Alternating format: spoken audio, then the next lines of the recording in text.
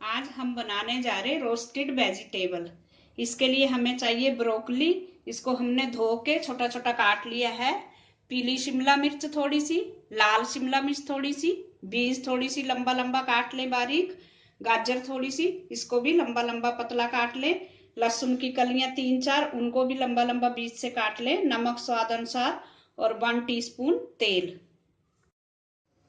अब गैस पे कढ़ाई रखेंगे और उसमें डालेंगे 1 टीस्पून तेल। तेल एकदम थोड़ा सा डालें और अब इसमें डाल देंगे हम ब्रोकली और गाजर, बीन्स, शिमला मिर्च को हम थोड़ा बाद में डालेंगे। अब इसको हम रोस्ट करेंगे धीरे धीरे।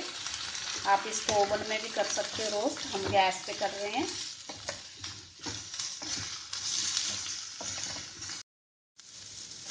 सब्जियों को हमने 5 मिनट तक रोस्ट किया है।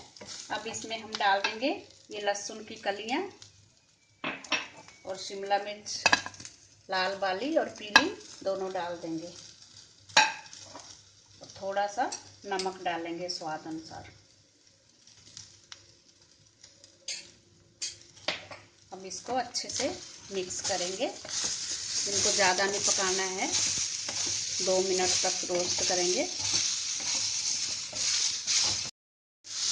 ये सब्जियां हमारी रोस्ट हो चुकी हैं। अब हम गैस बंद कर देंगे। हमारी रोस्टेड वेजिटेबल खाने के लिए तैयार है।